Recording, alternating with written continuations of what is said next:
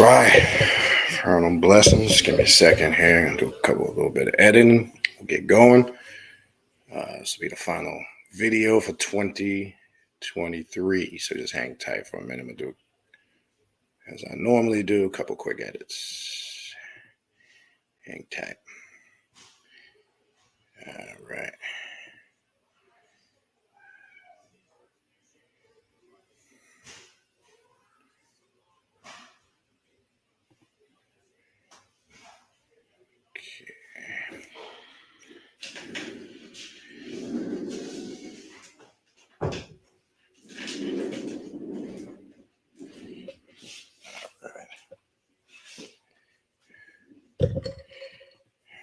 Okay.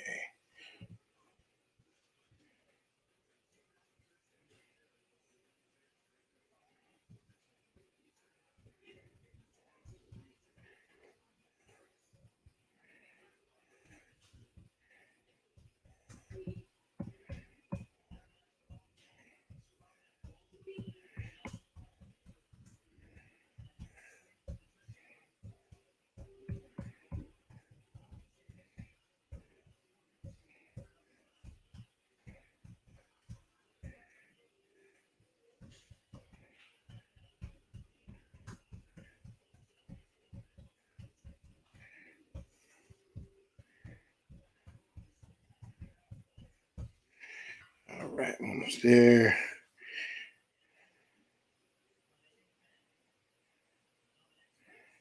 All right. I think we're good there.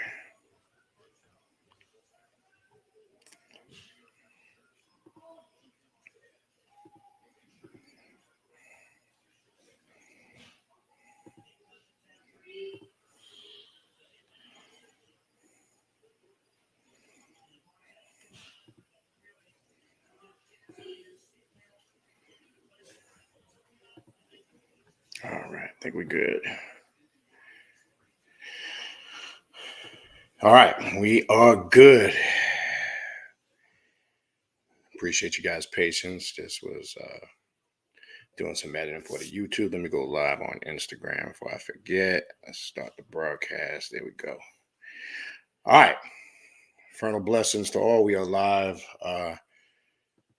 here on YouTube. Obviously, we're also live on the Primordial Chaos 9 on Instagram and 2 words on Facebook, Primordial Chaos on Facebook. That's the best place to stay posted as far as classes and anything that we are doing, updates, anything that's going on, anything that's dated is you can find it on those platforms. That's the best place to stay posted, so you don't have to. Sometimes people email me about classes and this and that and what we have going on.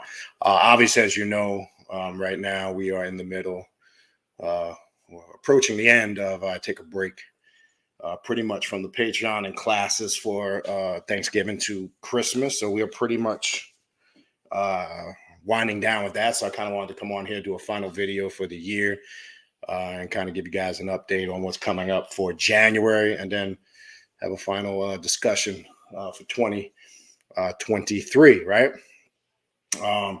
So as the year is winding down, let me run into some quick announcements real quick. Again, stay posted on all the platforms, Primordial Chaos here on YouTube, Primordial Chaos, 2 words on Facebook, and all 1 word, Primordial Chaos 9 on Instagram. And we are live on all 3 of those platforms right now. So upcoming classes, and the best way to participate in the classes, and I'll say it again as I run through them, I'm going to give you the exact dates for January's events, things we're going to be doing. Right after the New Year's, we kick right back into gear and we get right back to work, right? We just take this little break from Thanksgiving to New Year's to kind of recuperate, regenerate. And as I said, you guys should be focusing on and reflecting on what you did in 2022. What were you successful at? What did you fail at? What areas do you need to improve upon in 2023, right? That's the thing. We'll talk a little bit about that. But to participate in the 3 private classes a month, well, this month, January, we're going to have 5 different events because of the new year, and I'll explain that in a second. But to participate in the monthly classes and the monthly group ritual, you want to go to the Patreon page and join the Patreon. Actually, let me get the banner on the bottom that has all that information. There we go. Sorry, I usually have that up. Hold on one second. You want to go to patreon.com/Baniti, Baniti. Again, that's patreon.com/Baniti, Baniti, and join tier 3, right? Tier 3 is the tier that will give you access to the classes and the monthly ritual. Or you can pay for them individually, which costs more money. Each class is $56 per class. Either way, that information is posted on all the platforms, how you can sign up and participate in those classes. But again, the best bet is to go to patreon.com/Baniti, Baniti, and become a tier 3 member if you want access to just the classes and the rituals. All right. Having said that, let me give you January's rituals. If you are a Patreon member and you follow the Instagram and Facebook, and here on YouTube, you see I posted this a couple of days ago, but let me just run through them real quick to give you the exact dates, what we got upcoming, which will begin in about 2 weeks. Will be our next first class starting off. But we have something before that I want to run through real quick that we do every year. I believe this is our 3rd or 4th year doing it. Not sure. I know it's at least the 3rd year. That I'm pretty sure of. But let me pull up the dates so I can give you guys exact dates. All right, so we're going to kick the year off in the first week in January. We have where is it? Hold on. January 6th, 7th. Oh, I got to put a link for that. I didn't. Yes, here it is. I'm sorry. On Friday, January 6th at 8:15 p.m., we are doing our annual charging right. We always start the year off with that. For those that are members on the Patreon page, it's a ritual that we do to charge all of our ritual tools, spiritual jewelry, amulets, talismans, any type of spiritual tools that you use or that are connected to you in your spiritual and ritual work. These are the things that we charge in our annual New Year's charging right. And that'll take place on Friday, January 6th at 8:15 p.m. So that's what we're going to kick the year off with. The very next day on Saturday, January 7th, at 3 o'clock Eastern Standard Time, we will be doing our shadow work class number 13. Yes, we are 13 knee deep and counting, and that will continue to climb. We will pick up where we left off. We will go over our monthly ritual work.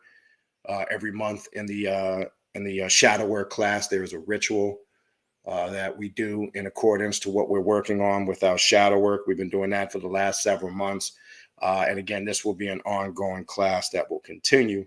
And again, as I said, we are up to class number 13, and that will take place on Saturday, January 7th, 3 p.m. The shadow work class will be ongoing. And then the next class after that will be Friday, January 13th at 8 p.m. Eastern Standard Time, the Luciferian Magic and Self-Mastery class number 4.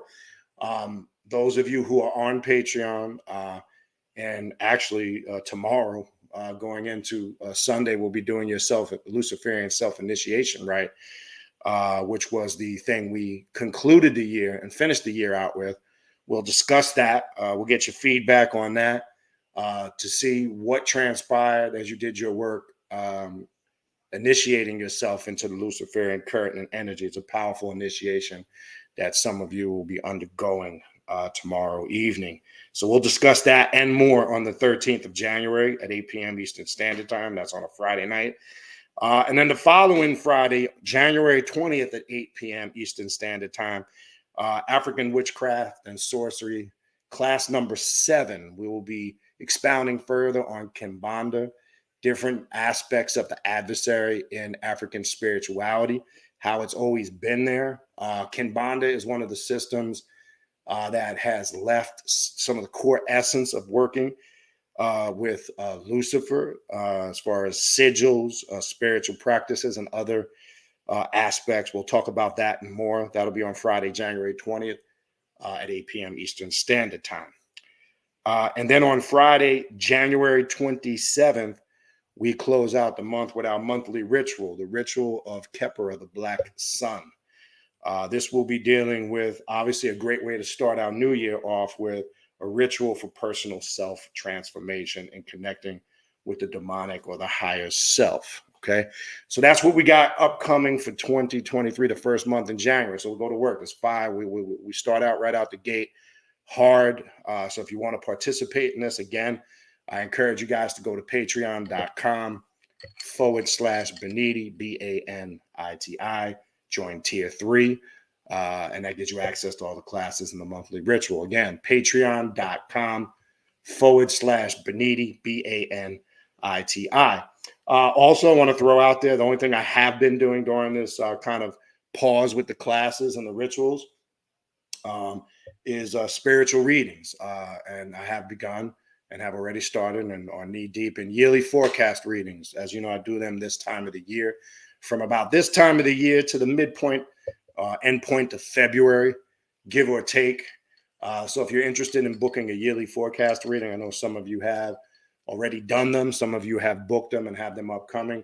You could reach out to me for that, or readings I never stop doing, or consultations. That's something I do year round.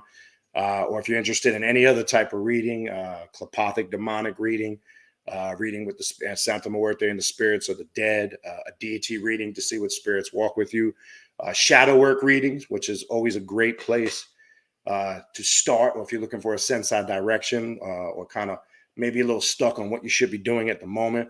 Well, shadow work reading is an excellent place to begin in regards to that. Egyptian oracle readings. Just send me an email and I will send you a price list and information on how to book those readings. The yearly forecast reading, again, is from now to about midpoint to the end of February. All right. Information is right on the bottom of the screen. You see the email. You can reach out to me at khnum19@gmail.com, KHNUM19@gmail.com. All right. And also, I keep forgetting, I'll get back on. I know some of you have emailed me. I've gotten a little slacked on the Primordial Chaos podcast, which I don't mention frequently. There is a podcast I do, which I know a lot of you have sent me emails. You like it because you can download it, plug it into your earphones, listen to it on the go, etc. I will get back at that, be a little more consistent with the podcast. I've been a little inconsistent with that because there's so much, trying to do so much at once. But the Primordial Chaos podcast is available on pretty much any podcast platform, Amazon, Radio Public, Spotify, Anchor. It's pretty much available on any platform. And I will get back to uploading some more content on there. All right. That pretty much covers the announcements. Having said that, so we're at the end of the year. This will be the last video I will do for 2022. Kind of want to, you see the topic, the true meaning of occult science. We're going to talk a little bit about that. And also I kind of want to, briefly interject the importance of this time of the year. Again, I hope you guys are taking this time. I know everybody's got different schedules. I know everybody's got different things going on in their life. This is not a break in the sense where we're not accomplishing anything, right? And I do this format for years. And for those of you who've been working with me, studying with me, or affiliated with me over the years, know this is a very integral point of the year for you to do an inner reflection. Look at yourself, as I've said the last few videos. What were you successful at? What did you accomplish in 2022? Right? And what did you fail at? Right? What did you fall short? And most importantly, what are your aspirations, your goals, and your intentions for 2023? Right? This is a very intense time as we enter the period of darkness called the winter solstice, where it's a very personal time of inner reflection, right? It's a very personal time where we now align ourselves up with what we're trying to accomplish, where we put that intent out there through our work. And then as we, go into the 2023 year, we start to focus and work on those goals, right? Everything you do should have purpose and intent, all right? It should have purpose and intent on a personal level for you is what I'm saying. Not no collective, like in religion where, There's this strict, rigid thing that everybody's supposed to be gearing towards because that's what the powers that be say. No, not that type of a structure, but it should have personal structure that is built around the goals and what you're trying to accomplish in your life. As I've said many times before, what we do on the Patreon page, I centered around the 5 points of self-mastery, as I've told you many times before, right? The 5 points of self-mastery, or the pentagram with the Baphomet imposed on it this year, right, is centered on those 5 points. It's something that I created as a focal point in our ritual work. And then you take that and you utilize it however you see fit. But the 5 points of self-mastery, we always should be focused on. One is knowledge of self, spiritual growth.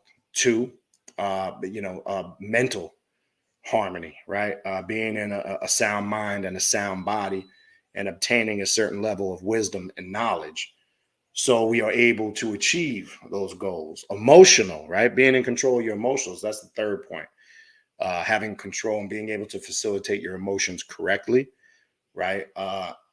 Physically, right? Which health, diet, taking care of yourself, exercise, which probably is not talked about enough. I know it can be a little fanatical in other areas, but using basic common sense to be conscious and aware of what you eat, what you don't eat. Are you getting enough exercise? Are you exercising consistently? So physical health and diet is part of that 5 self points of mastery. And then the fifth point, obviously, and not the least important, it's right in there with all of them, financially. We all should have financial goals that we're trying to obtain, right? Being on this path, as I said before, you should not be poor, right? It's not just about having a lot of knowledge. It's not just a lot of talk, but that what you stand for, the knowledge you have, right? You are supposed to be able to be a living example of that. So financial is connected to that. All right. So these are the things we should be focusing on for 2023. Now, we hear this term a lot, occult science. Well, first of all, let me say greetings to everybody. It's to save time. Probably ain't gonna be able to greet everybody individually. So peace and greetings to everybody. Infernal blessings. First and foremost, we hear this term occult science. I'm gonna tell you, it's gonna get even more crazy. I've said a lot of things in the last 3 years, at the end of the year, going into the final year, that a lot of you have seen kind of happen. Not in no prophetic, spooky ass way. There's a lot of bullshit out here, right? There's a lot of people who want to be followers and are still putting their very aspect of themselves, their soul, their spirituality in the hands of others. There's some people who still want to follow people, and they still believe that this person or persons can give them the salvation that they're looking for. And that just doesn't work like that. You're seeing more bullshit upon more bullshit. People kind of riding things when it's hot. People running with things. For an example, this I don't want to hear about this Kanye West shit anymore. Who cares? Okay, all of that nonsense is a distraction, right? All of that stuff is to feed off your emotions. And this stuff increases over the years. There's going to be more things that they're going to utilize to feed off your emotions. They'll play the race card. They'll use politics. And people tend to get caught up in a lot of this nonsense. We still got people arguing over religion and just stupid shit that's really a waste of time and pointless. Now, we know some people are just doing it. It's for views. Some people want to be entertained as opposed to be educated. Unfortunately, that's just the reality.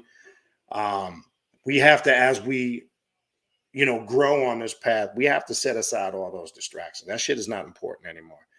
I know some people, it's hard for them not to be involved in it, but we need to be focused on ourselves. This is a path of self-empowerment, right? This is not a path of following somebody. This is a path of you making your choices and decisions for yourself, not letting anybody else do it for you. There is no one person or persons that has the answers to everything, okay? And there isn't one person or persons that can give you the answers to everything. That's the other problem. We still have people who are looking for somebody to answer everything for them. And some things can't be answered in just simplistic words, because some of the answers that people are looking for have to be experienced through your ritual work, which is going to tie into the true meaning of occult science. So not everything is found in a book. Not everything is explained in a book. Myself or anybody else cannot explain anything for you. Stop taking the mind of a follower and take the mind of an individual that wants to do for self, right? So we hear this term occult science in many different books from different people over the years. I want to talk about the true meaning of what that word means. What is occult science? I want to go into a brief section of some of the work of Rudolf Steiner real quick because he has a section on this in a work. It's not so per se a book. You can find what I'm reading this from. It's a document you can pull up on Scribe. If you have Scribe, Scribd, whatever the fuck they call it. It's called An Outline of Occult Science, right? And on page 24, I want to just run through something real quick. Because as I stumbled across this last week, it kind of triggered a couple of thoughts in my head. The first point in occult science is by no means the advancing of assertions or opinions which are to be proven, but the communication in a purely narrative form of experiences which are to be met within a world other than the one that is not to be seen with the physical eyes and touched with the physical hands. What is that saying? It's confirming what I just said a few minutes ago. You're not going to find everything in a book. True occult science is when one raises themselves up to the realization of that truth through their experiences. Okay? I want to say that again, just so you haven't missed that. Okay?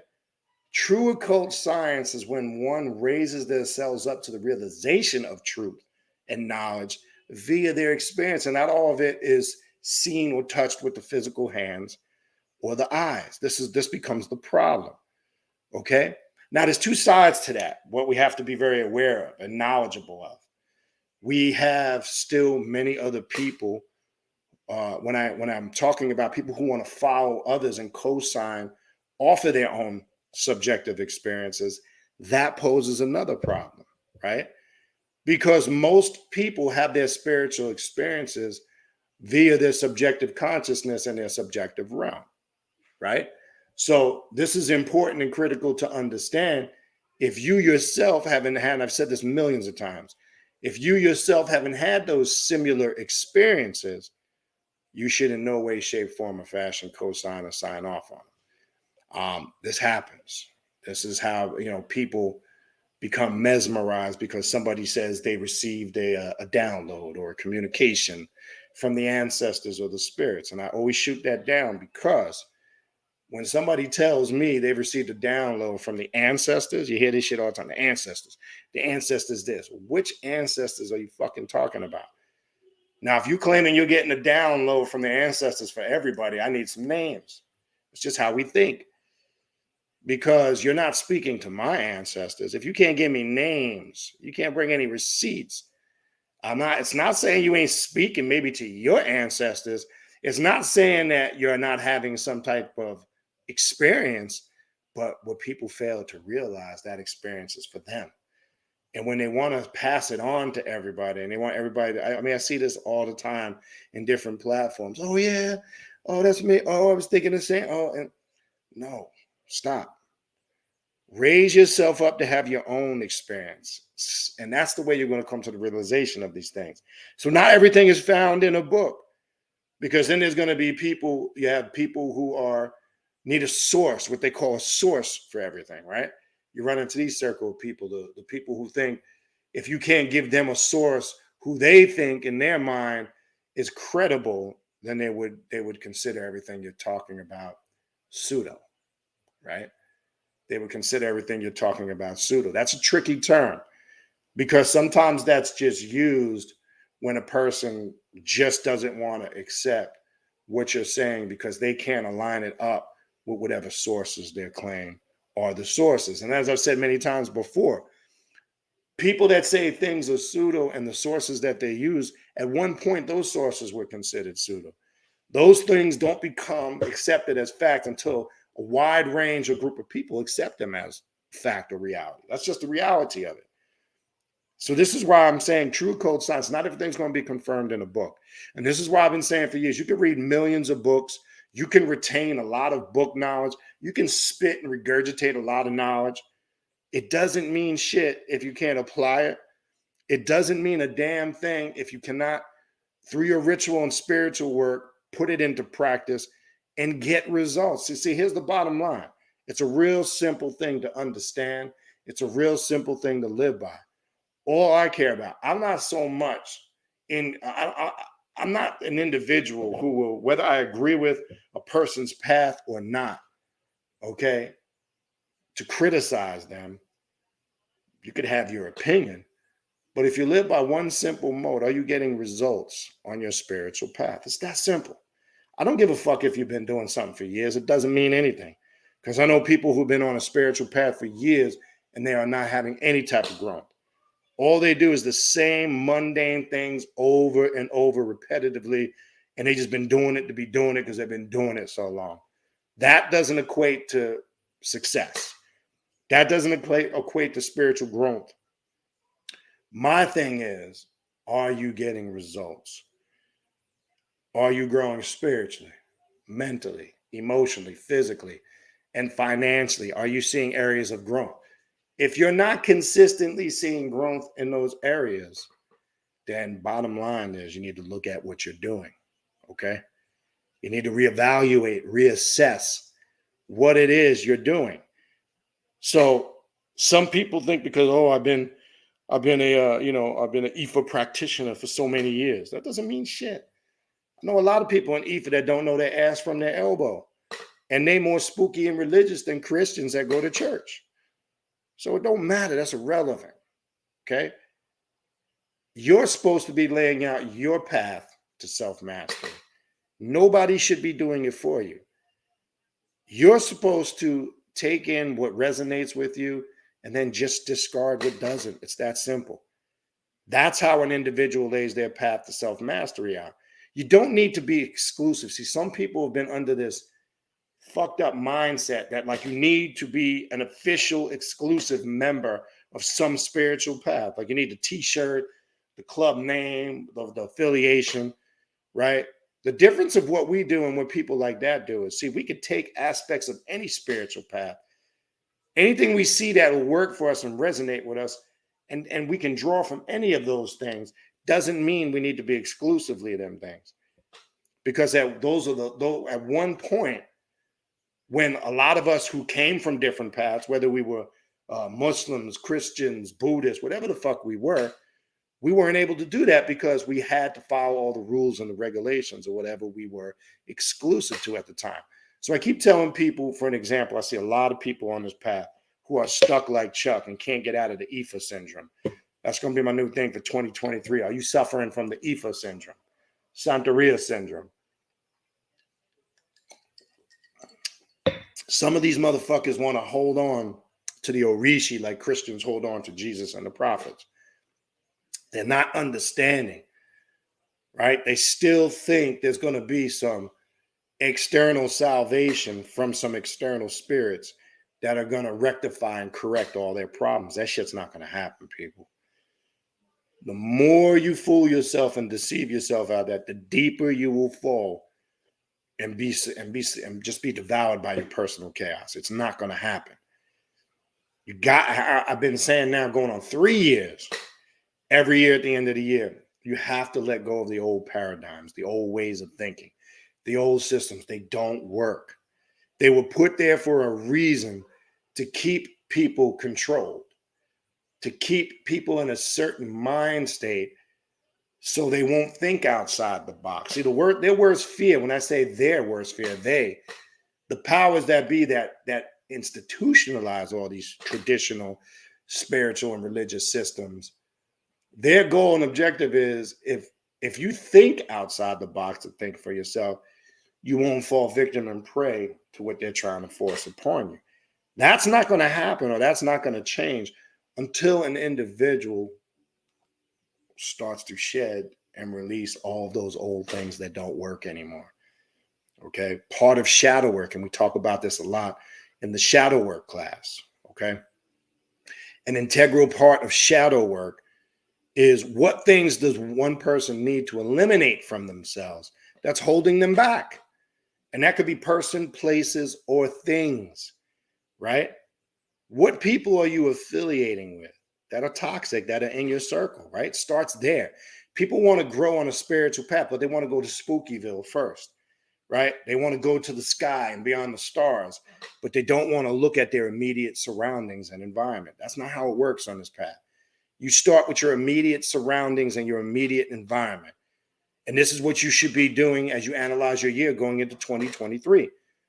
Are you around toxic people that are bringing you down?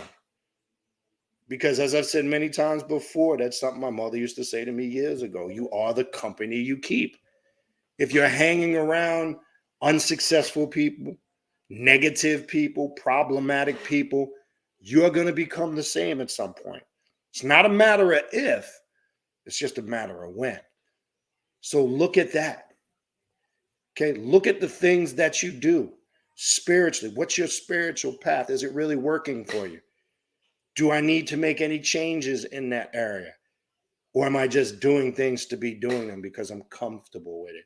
Or I've been doing it for so long? You need to look at that. Do you have certain habits and characteristics about yourself that you're struggling to work on and correct? This is the real breakdown of how you're going to master occult science. It's because it starts with self, looking at self first, not going everywhere else outside of self, over here, over there, up there, down here. No. It starts with you first. Don't let nobody fucking fool you. See, the biggest lie was you've been made to believe you're the victim. You've been made to believe that there's really nothing wrong with you, or some of you think that, and that's your first mistake. We all got some fucked up shit about us. I don't care who you are. And if you think you're perfect, that's your first lie to yourself. You're not. So stop fooling yourself.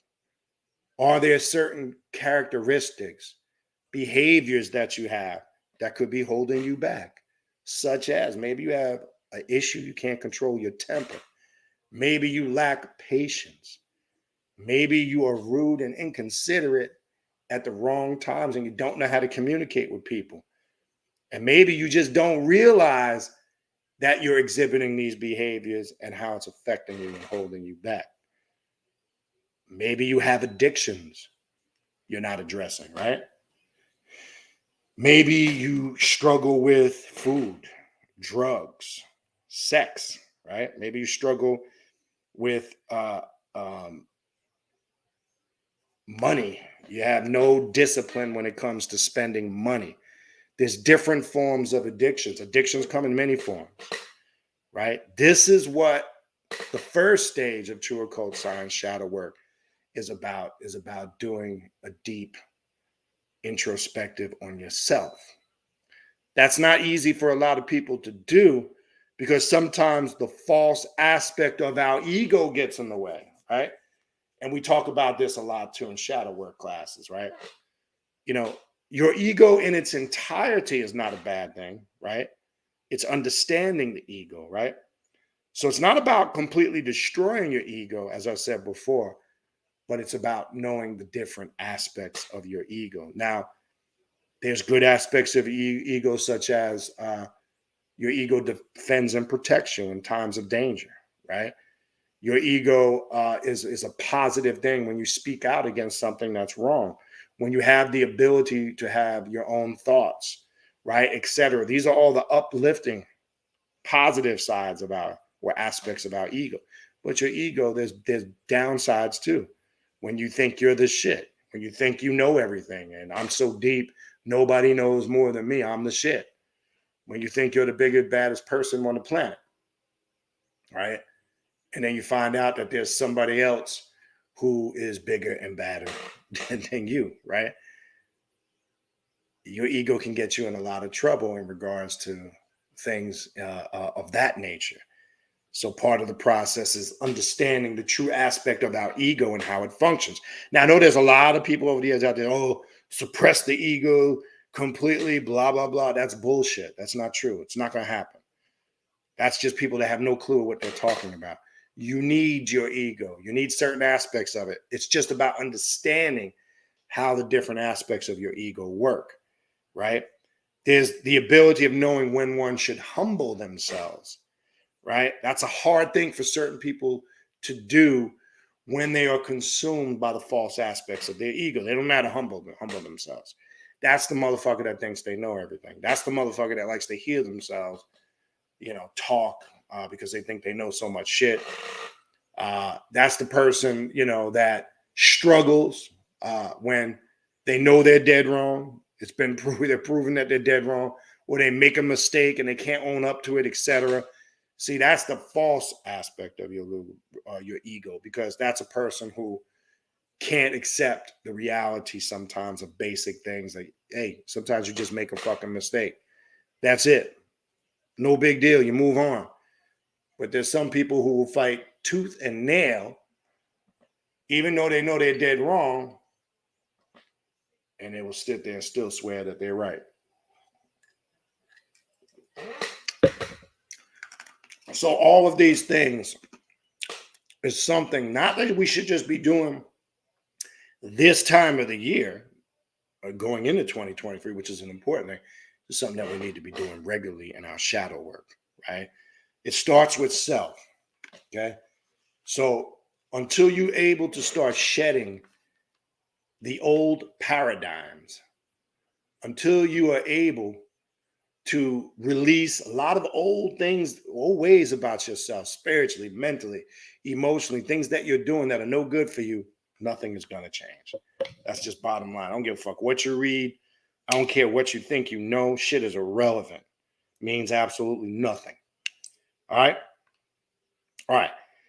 Let's continue with this. And further, it is an important point that through this science, occult science, the methods are described by which man or woman may verify for himself the truth of such communications. For one who makes a serious study of genuine occult science will soon find that thereby much becomes changed in the conceptions and ideas which are formed, and rightly formed in other spheres of life. A wholly new conception necessarily arises also what has hitherto been called a proof. We come to see that certain domains, such as a word, loses its usual meaning, and that there are other grounds for insight and understanding than proofs of this kind, right? And that's what I was talking about. There's not going to always be some source there to make you feel comfortable, right? There's not going to always be something there that you can connect with externally to verify this, right? Again, your personal experiences are key. What you experience in your ritual work or lack thereof is key.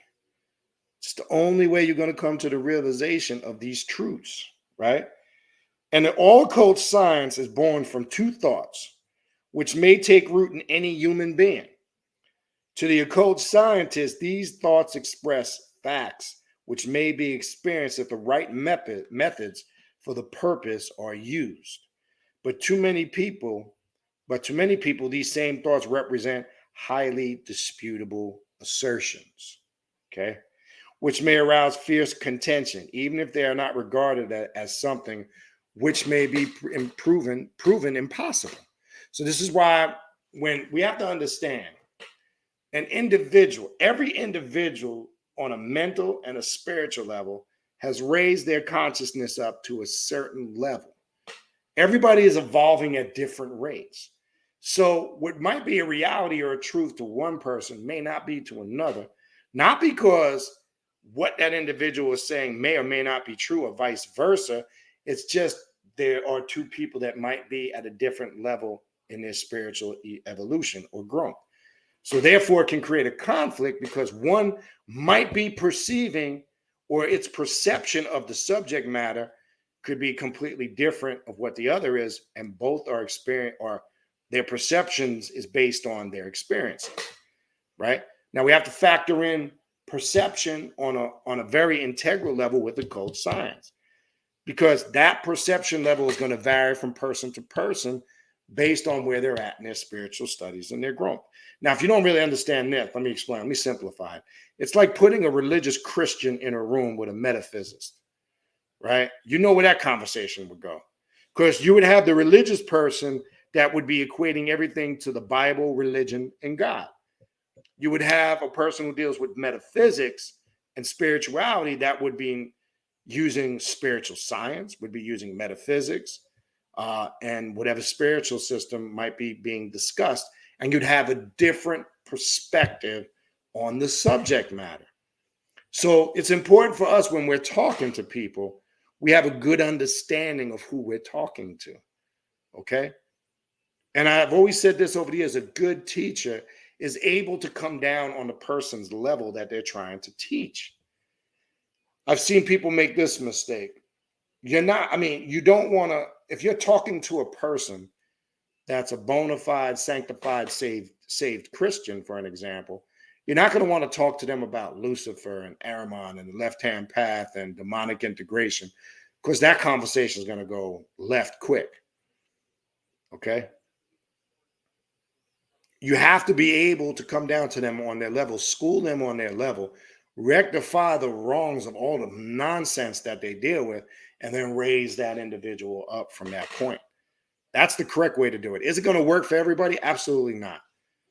And as I said before, a practitioner on this path, our mindset is we don't go out into the world trying to convert everybody or save everybody. We don't do that shit. Because reality is people are going to do what the fuck they want to do regardless.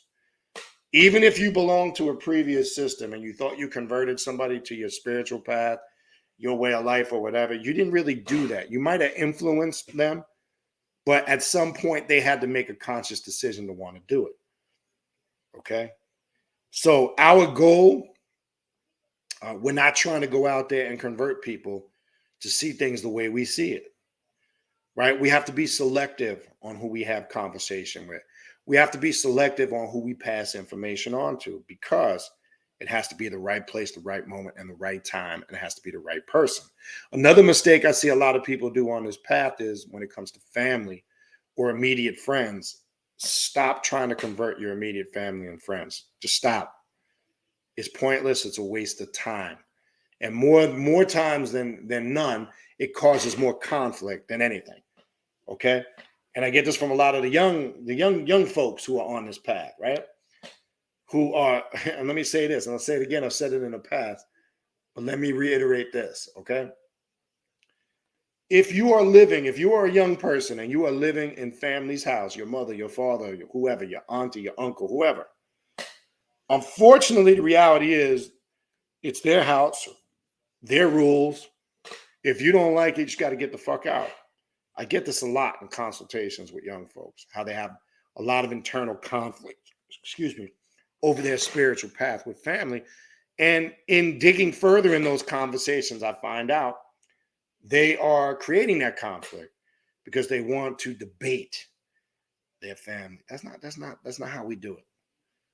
Okay? There's a time and a place for that. Obviously, that wouldn't be the time. So we have to make that clear. Stop trying to fight your immediate family friends. They don't need to know everything you're doing. You don't need to announce to them everything you're doing. You don't, everywhere you go, you don't have to announce that I'm an occultist and want to argue and debate and fight everybody. There are some people like that. I'm not saying there's a lot, but I'm not saying that applies to a lot of you, but there are a lot of people out there who have that approach. Cut that shit out. That's a behavior you might want to change about yourself in 2023. I had a client one time, we had an interesting conversation. Well, what's the best way to go about when you have a family that's very combative about you being on this path, right? And this person came from a very strict Baptist family. So you can imagine this path to a Baptist is like, forget it. I said, you just got to learn to create parameters, right? When it's a family function, keep it a family function. If it is brought up, you just shoot it down. You don't talk about it. Because that's what they'll try to do. They'll try to entice you in, right? You got to learn to be able to create those parameters. You got to learn to be able to adjust the environment to your favor. Okay, it's that simple. Just don't set up the environment to create the conflict. Right now, yes, I know sometimes people can family can badger, right, and they can continue to draw. Then if it gets to the point where you limit your dealings, then you limit your dealings. But this isn't about converting everybody to this path. I'm not interested in that. I don't give a fuck. I'm not worried about converting anybody into this shit. First and foremost, I'm worried about myself. And then I'm worried about my family, my immediate surroundings and environment. And then I work my way from there. That's how this works. Okay. This is not a save the world mission. This is not kumbaya. Let's hold hands and run through a naked grass lily field singing songs that we're all peace and love. And we're all going to come together one day. And the world's just going to be rainbows, sunshines, and flowers. Okay. That's just the reality. Not going to happen, people. Don't fool yourself. Okay. And anybody that promotes that nonsense and anybody that accepts it is foolish. You're setting yourself up for extreme disappointment. Don't do it. The reality is there will always be opposition. There will always be chaos, right? And that's okay. It's about knowing how to make order of that chaos when it comes and it's in your life. Chaos is not a bad thing. It's only a bad thing if you become devoured by your chaos. Okay? We will never wake up at any point in your existence and I'll put everything, as they say, everything I love on it. You will never get up and one day and everybody will be equal. And I love you, you love me, the Barney song. It's just not going to happen. Don't set yourself up for that failure and that disappointment. Okay? And they've been preaching that shit for years, and the world is going mad right now. You can see the craziness that's out here. Mother Nature is retaliating back as we speak here. Some of you might be in the midst of it. They're calling it a cyclone bomb, right? This cold blast that's coming through the Midwest. Talked to my cousin today, Far Rockaway, Queens in New York, parts of New York flooded with all the rain they got. I'm talking about flooded, okay? Down here in South Florida, going late tonight into tomorrow, we're going to be dipping, for us, it's cold down here. We're going to be dipping into the 30s, low 30s in South Florida. It doesn't happen a lot. It's happened before.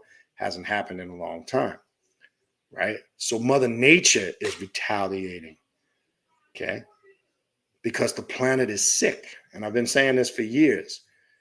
All the cataclysmic events that you are seeing, the weather events, the apocalyptic events, people going fucking batshit crazy, mass shootings. I've been talking about this going back to the late 90s as we got into the 2000s. For those of you who were around back then, for those of you who knew me long before YouTube even existed, I told you this day would come, okay? And I'm going to explain to you, it's a simple reason why these things are happening. And unfortunately, as I've been telling you the last few years, it's not going to get any better. It's going to get worse before it gets better. People are going batshit crazy because when you look at the changes, the cycles, and if you understand how cycles work with the planet, as you see, as the Earth goes through its cycles, seasons, and changes, I broke down something years ago that you'll hear a lot of people talk about when we talk about an equinox and an epoch, right? An equinox is roughly 25,000 years, right? Two equinoxes equals an epoch, right? We are at that day and time where we're approaching the completion of an epoch. And when that happens there's a lot of what we call cataclysmic events, a weather phenomenon, and we've been seeing this for a while now, whether it's hurricanes, tornadoes, earthquakes, this cold front coming through, extreme heat, right? We see the extremeness of the weather conditions the last 15 to 20 years have increased. You can factor in aspects of the global warming, which they're not telling you about. Some of the Arctic has melted and broken off, which is causing some of this flooding. If you go do the research there, why is all this happening? Because as that Earth makes its full cycle, as it gets closer to the sun, it alters not only just the magnetic grid of the planet, it also alters the magnetic grid within ourselves. So as things change physically, spiritually, mentally, and emotionally, those who are in tune and doing their ritual spiritual work and their studies, they are changing along with these changes. So it's not affecting them on the level of somebody who is not tapped in, who is just consumed by their chaos, completely stressed out. This is why you're seeing people just losing it and picking up guns and just shooting people and going berserk because they can't deal with the influx of change. It has a toll on their emotions, and they don't know how to reciprocate those emotions because they're not linked in on a spiritual level like that. So chaos ensues, and not the good kind of chaos that the one they have no control over. Okay. All that we have done as human beings to the planet for the last couple of 100 years, we're seeing the effects of that now. Right? I ain't trying to sound like some kumbaya activist, but I'm just dropping basic facts for you. Can't keep doing what we've been doing to the planet for years, polluting it, whether it's with these factories and all these other chemicals, and not think it's going to have a damaging effect on our ozone layer, right? On the weather, right? This is things that are going to, over time, have an effect. And we're witnessing it. We're living in it. Okay. I keep telling people, stop waiting. Some people are still waiting, like some great catastrophic, cataclysmic event is coming. It is already here, people. You are living in it, in the midst of it. Now it's time for you. The good news is now it's time for you to get your shit together. Okay. Because the good news is it can be overcome if you take the right mindset. And I can't put it into words to help you see. It's almost like when you're going through spiritual and mental warfare, it's almost like you're creating a world within a world. It's the best way I can describe it. It's almost as if your world is in existence of this other world, is the best way I can describe it. And when you alter that energy and you understand the spiritual vibrational frequency of that, it just seems as if you keep going down this path. Though you can see everything going on around you, you're not consumed by it as far as the way others are, right? This is why I say it's funny how when something breaks in the news over the years, how people send me an email and think I give two flying fucks about it. Be aware, and that's it. I'm not invested in it to that point, because that's what they want you to be, is consumed by it. So they can control your emotions and your thoughts. And once they can control your emotions and your thoughts, they can instill fear in you. They do it all the time in religion. Follow, obey. Like religion will play mind fuckery with you. I don't care what religion it is. Monotheism as a whole, Islam, Christianity, or Judaism. They'll sit there and tell you you have free will. But if you don't listen and follow the rules and regulations and do all as you're told, you'll burn up eternally in some fictitious place called hell. Right? Fear. Fear is the number one tool to keep people's minds controlled. And it's up to you to lift that. So being any of those things and holding on to any of those things and those old ways of thinking is what's going to hold somebody back, right? All right, let me run through. Let me continue here.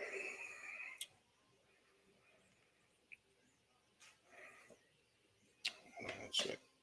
A little splashy splash on there. All right, so let me continue this. I still have a little short section in here. The heck? All right. All right.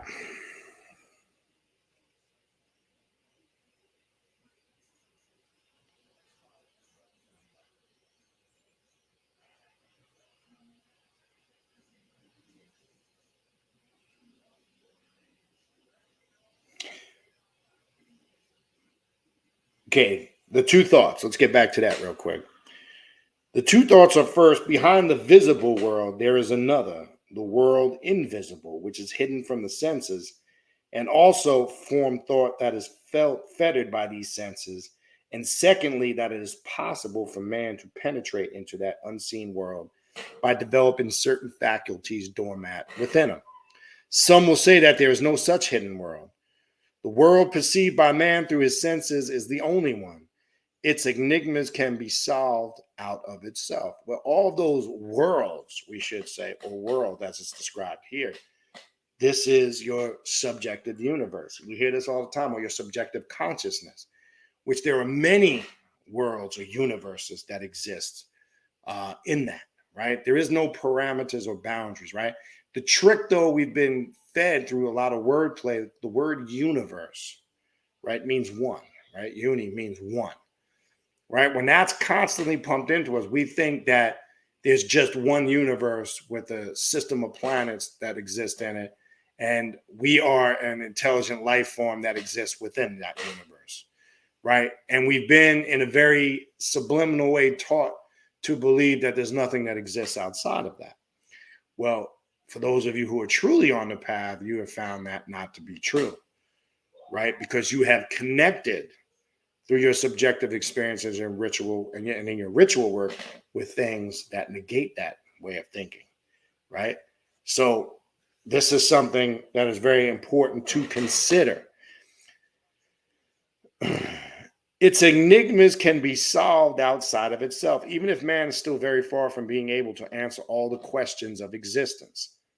The time will certainly come when sense experience and science based upon it will be able to give the answers to such questions. Others say that it cannot be asserted that there is no unseen world behind the visible one, but that human powers of perception are not able to penetrate into that world. These powers have bounds which they cannot pass. Faith, with its urgent cravings, may take refuge in such a world. And that's politely saying religious people, right? That's what it's basically saying. When you have just a faith-based person who's operating on just those faith-based aspects, that's usually a hard person to get to understand that, right? The adherents of this view feel it to be wrong for weak human beings to wish to force their way into a world which should belong to religious life. It is also alleged that a common knowledge of the facts of the sense world is possible for mankind, but that in regard to supersensible things, it can be merely a question of the individual's personal opinion. You see that? And that's what an opinion is. It's personal. And everybody's entitled to it, but you got to understand your personal perspective may not always be the truth. And you can't get mad if somebody doesn't see things the way that you see them. Because if you think in your mind that everybody's going to see things the exact same way you see it, you're fooling your damn self. It's foolishness, right? The occult scientist has convinced himself that a consideration of the visible world propounds enigmas to man which can never be solved out of the facts of the world itself. Their solution in this way will never be possible, however far advanced a knowledge of those facts may be. For visible facts plainly point through their own inner nature to the existence of the hidden world. And I want to stop there for 1 second to elaborate a little further on that hidden world within. Let's talk about that real quick. All right.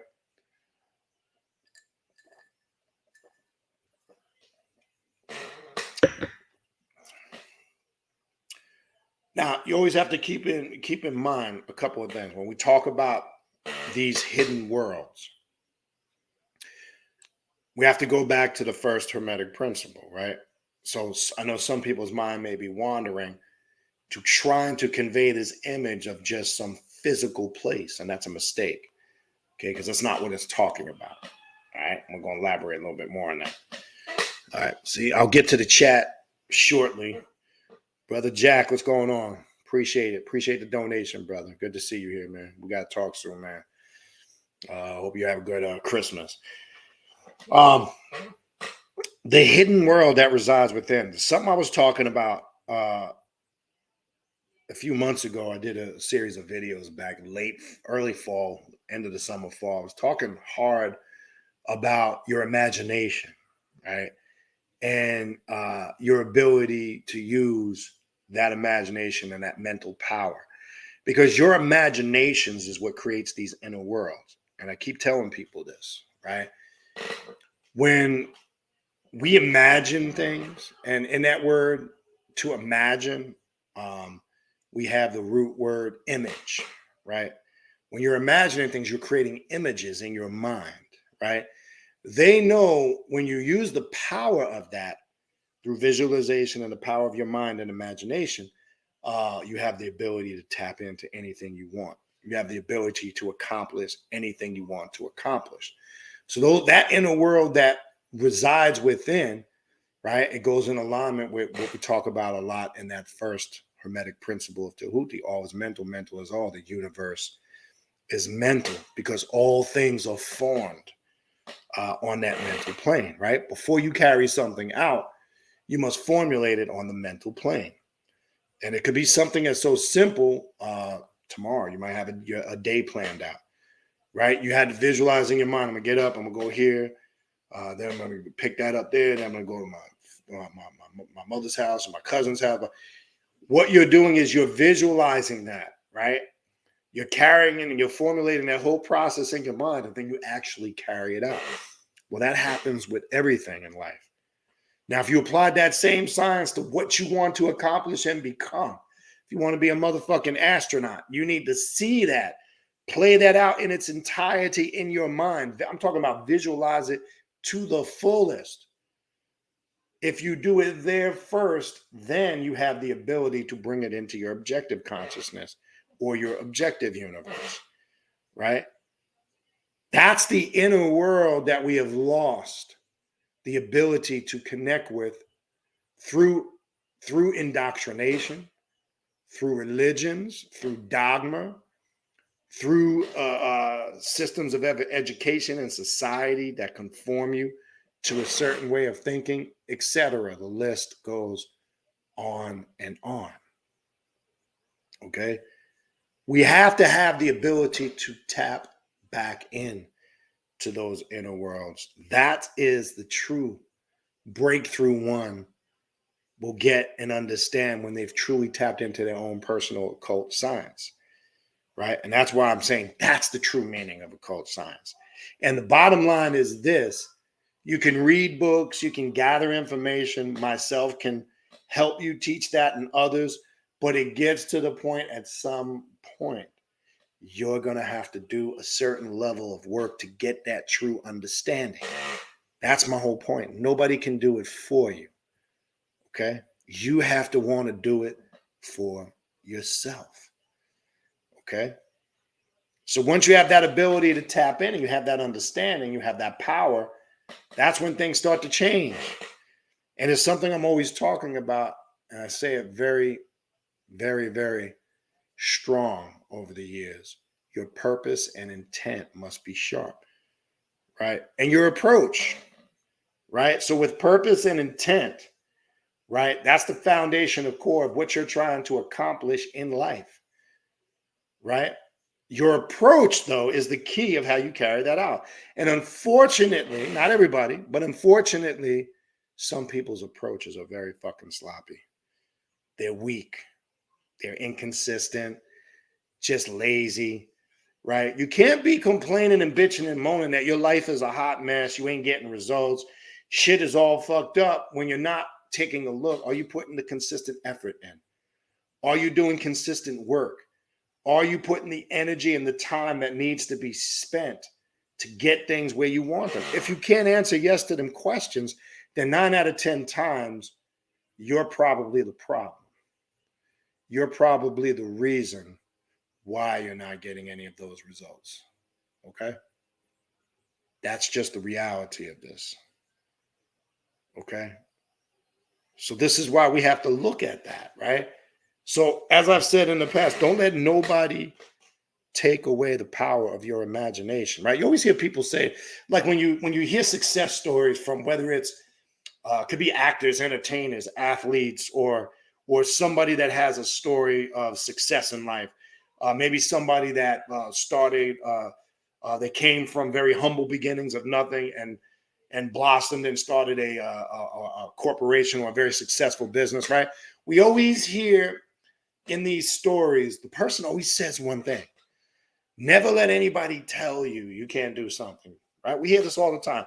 Never let never let anybody tell you can't do something, right? And then they always say something afterwards. See yourself and believe yourself that you can do it, and keep doing it no matter how many times you're told you can't do it. Okay. Now, as very familiar a lot of us are with hearing that and hearing those stories, the reality is there's truth to that. Okay. You have to put yourself in a certain frame of mind where you understand that, not just hearing it and then and nodding in agreement with it and accepting it on that level. You have to be able to actually visualize and see it. This is why I've said before, in ritual work, visualization skills and the power of imagination are two critical skills you will need to be effective in your ritual work. Ritual work isn't just about saying things verbally, which that's part of it, invocations. There's words, there's things one must say. There are those tangibles, but the real core power of the spiritual work comes when one is able to use their mental power and their visualization skills. That's where the power comes in. That's how you create things in your ritual work. Okay? That's the bottom line. All right? Having said that, let me go to, let me see, I think there was one more. Okay, yeah. There's one more little section I want to get to here, and then I'll go to the chat. Yeah, I just want to get this last paragraph. I mean, there's a lot. I'm just kind of giving you guys a general overview of what this is talking about. So, I mean, you kind of get the point. I mean, we can go on about this for a long period of time. We're not going to do that. The occult scientist has convinced himself, that's where I left off, that a consideration of the visible world propounds enigmas to man which can never be solved out of the facts of the world itself. So you're not going to get everything, the full understanding of this in your mundane existence. Their solution in this way will never be possible. All right. However far advanced the knowledge of those facts may be, for visible facts plainly point through their own inner nature to the existence of the hidden world, where we left off. One who does not see this closes his eyes to the problems which obviously spring up everywhere out of the facts of the sense world. He refuses to recognize certain questions and problems, and therefore thinks that all questions can be answered through facts within reach of sense perception. That's not going to happen. So not everything, not all your facts and your understanding, again, is going to be obtained by a book or by some teacher or some institution of education. Okay? All right.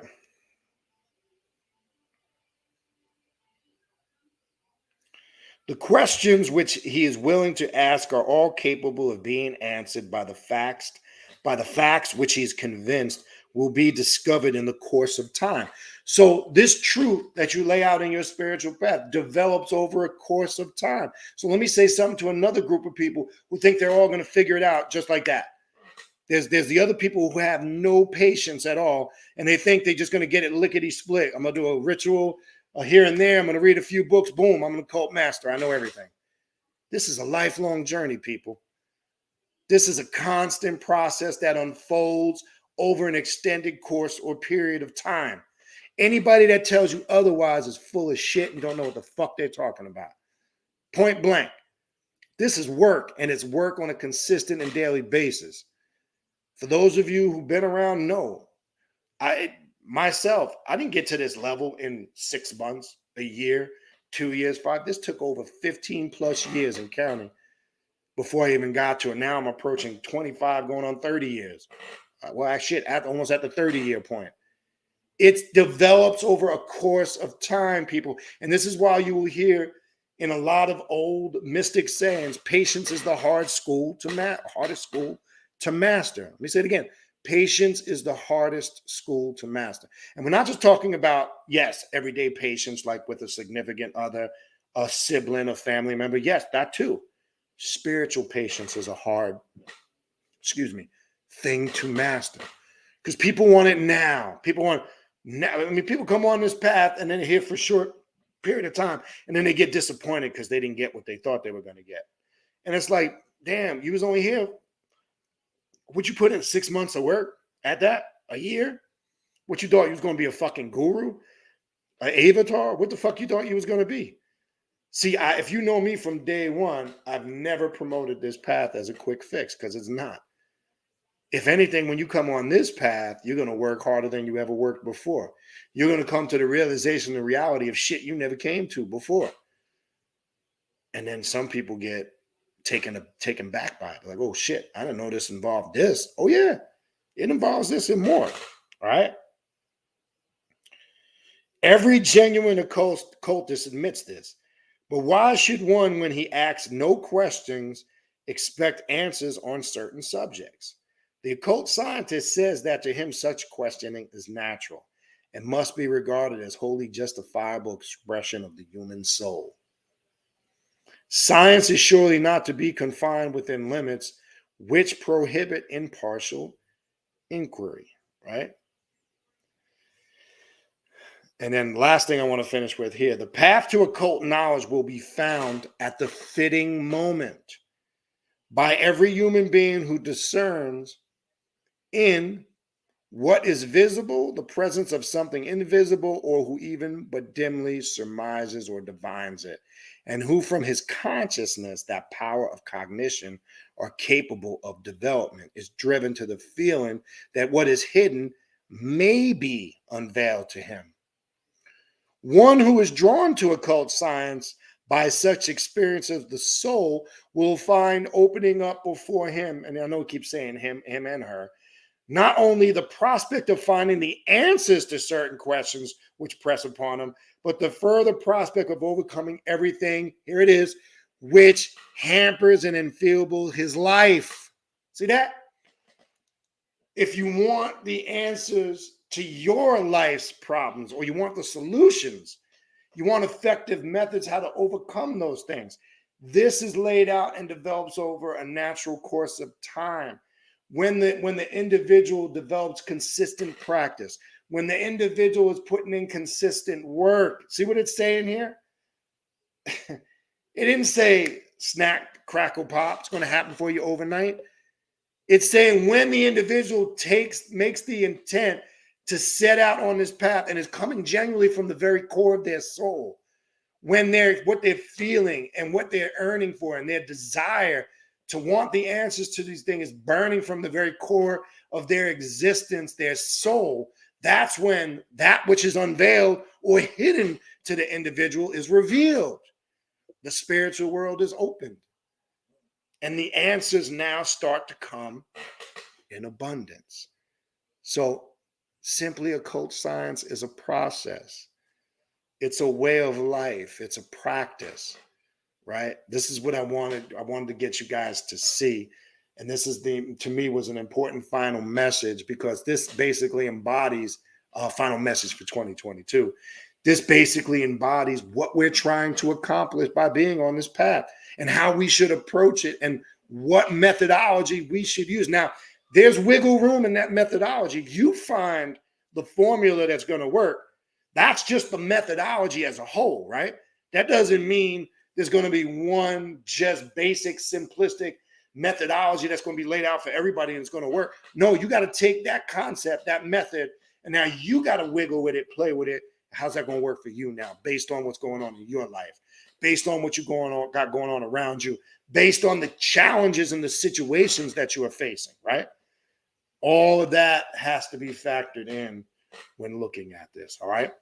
So let me go to the chat. I'm going to go up to the top. I'll take some of your questions and your comments. We've been on. I want to stay on for maybe a max of 2 hours. I don't want to be on here too long. I got a big day tomorrow.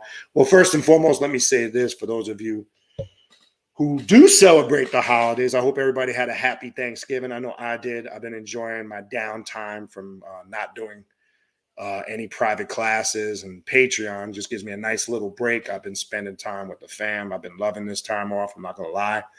It's a great refresher, but it always refreshes me and gets me back to work hard starting next month. So had a great Thanksgiving. Got a great 2 days planned tomorrow and Christmas Day. So we'll be with family, be at my sister's, and then traveling up to my mother-in-law's on Christmas Day. So I'm looking forward to it. Get to see my uncles. I got my nephews down here, my cousins. So we're just going to be kicking it, having a bunch of fun, talking shit, eating, drinking. So I look forward to it. It's a great time of the year for me. I hope it is for most of you. I do want to say this, very important, because I know some of you, including myself, have dealt with people. Check on people this time of the year. Myself, and I know some of you have lost people to suicide, right? This can be a tough time of the year for people. I won't put this out there. Check on your people. And when I say your people, I'm not just saying your direct family. Check on friends. See how they doing. Because as I said, man, that suicide and that depression thing, you never know what's going through somebody's mind. Okay? Check on your people. This could be a tough time of the year for people. Make sure they're all right. Ask if they need anything. Just see how they doing.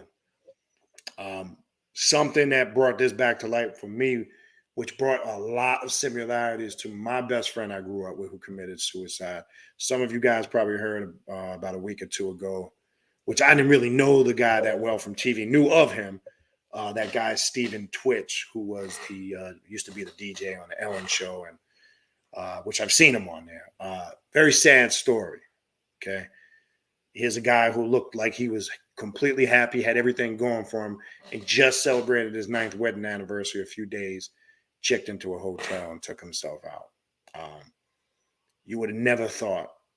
And it was the same situation with my best friend. Had everything going for him, lifestyle, but not to get into it, found out a lot of things afterwards. Long story short, check on your people. Okay. We should all year round, but this could be a tough time for people this time of the year. All right. All right. So let's go to some questions and comments, see what we can get through for a little more time. And then I'm going to try to wrap this up. All right. So I'm just going to look for questions. Leo Blanford says, good evening and infernal blessings. I'm a new subscriber of your channel, 3.5 years on the path, and I'm looking forward to what will be discussed here on the stream. Well, welcome, Leo. All right, Infernal Blessings Stall, Rabbi Ina. Who else we got here? Sherry King, Anthony Footman. All right, let's get to some questions. Shout out to Brother Jack. I'm going to hit you up tomorrow. Hopefully you're available. Let's see, somebody got the Natola. Nicole Tesla. I mean, why would somebody ask such a vague, why would you ask such a vague question? What's the truth? Question mark. Be a little more specific. Truth, as I said before, not just personal. Okay. And you have to play perception into what truth is. Okay. But that opens up. Let's see what else we got. Yeah. Make sure when we're asking questions, we're asking them a little more to the point. Question we should be asking. See, before somebody, when you ask a question like that, first of all, I would have to ask you first before I go on and babble. What's truth to you is the question. And then I would answer something like that, because I'm not going to sit here and go on when you already have in your mind what you think truth is. All right, what else we got? Are the spirits real in the sense that they're both inside and outside of us? I've answered this many times before, okay? It's both, right? But it starts from the inside, because you can't establish your connection or your relationship, whether it's an ancestral spirit, whether it's a specific spirit from a particular grimoire or pantheon. You can't connect with them until you start that process inside and work your way out. It's outside because in your ritual work, you gather experiences in that ritual work where you have external experiences with those spirits, right? But you're still creating and manifesting that by connecting in the inner aspects of your subconscious mind. So I say it's both in the sense because it's an inward outward process. Whereas in religion, it's reversed, for an example. It's an outward inward process, because in religion, they're teaching you to look to the heavens and the clouds and the skies and everywhere outside of yourself. And then they think they're going to reverse that process and then bring it inward. It's reverse on this path, right? We look within ourselves first before we even attempt to look outside. All right. So it's a combination of both. Then Jay Dainty says, when I do invocations and rituals, I don't feel any immediate feelings after. The changes are always very subtle. It's almost like I have to turn down my human consciousness to feel the changes, right? Well, one, I can only speculate. I don't know exactly what kind of invocations and rituals you're doing. Everybody's experiences are going to be different. Now, what your results or what you're feeling afterwards. Remember, sometimes it's not always something that's tangible. Sometimes the change develops over time. There's people that have done ritual work and months later they benefit results, or they are still having effects from that ritual months later down the road. It's going to vary. A lot of it also going to have to do your state of mind, right? You could be dealing with, there could be certain blockages that maybe that need to be worked on, that maybe you're not getting the full experience. It could be a multitude of reasons, or sometimes it's just staying consistent at what you're doing. So it's hard to really just speculate, because I don't know exactly what kind of rituals you're doing, what kind of invocations you're doing, and what kind of spirits you're working with in those rituals. That has a lot to do with it too. And the importance is maybe the intent is not in alignment, meaning sometimes people are doing ritual work and they're focused on things. I'm not saying this is the case with you, I'm just putting this out there because it's in regards to your question. Sometimes people are focused and they're doing work on things they like, and they are neglecting the things that they need to work on about themselves. That could be part of the problem too. All right. All right. And it goes on to say, with the clip op, must you go in order on the tree and tunnels? I get the inclination from spirit to initiate into multiple tunnels and cliff op. All right. No, there is no set written rule that you need to go in order. Now, for people that are beginners, it's probably best that they start there and learn it that way. And then once they become a little more experienced, yes, I mean, I myself, I can work with any one of them. Don't have to be in order. I could pick, just like many can, I could pick a particular one, etc. So no, there is no written rule where you have to work with them in order. I would just gauge that if you feel like you have a good understanding and working of the clip op, then by all means, do what you see fit. But I would also, on the same note, if you are a newer person or a beginner, I would suggest that you learn them first in order before you experiment like that. All right, what else we got?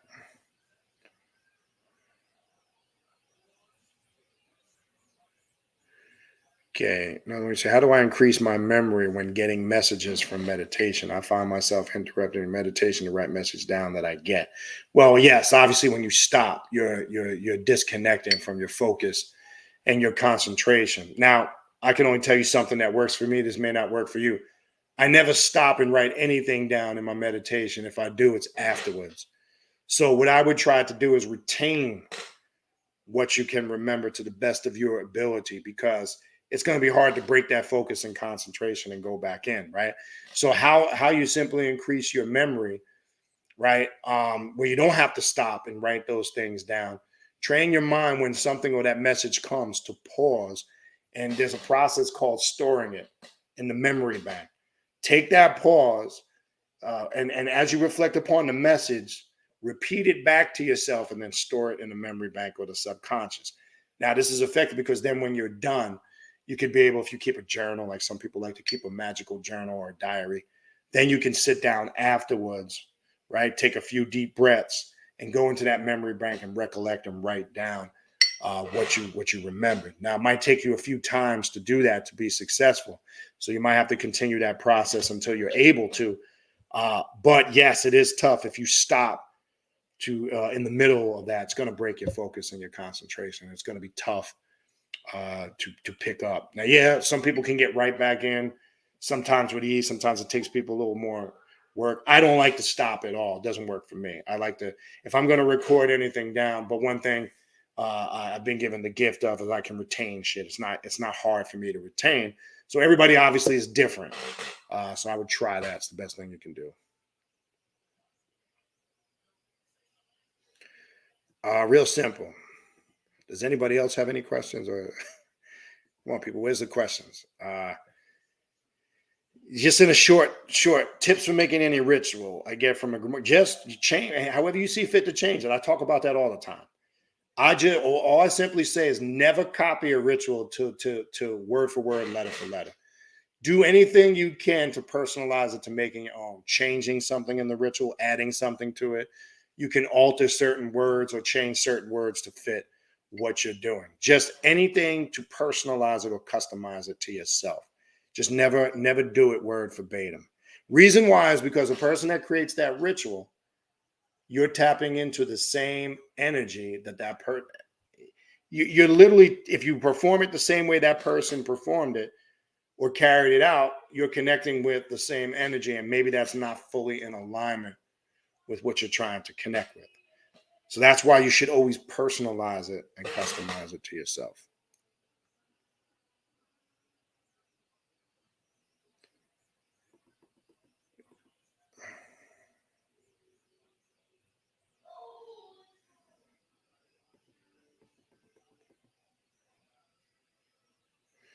All right, let me see if anybody else has any questions.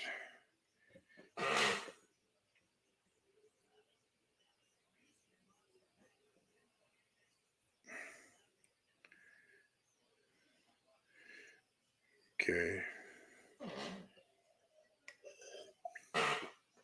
All right, based on the law of correspondence, you don't need to have any of those things if you don't want them. Candles, incense, daggers, no.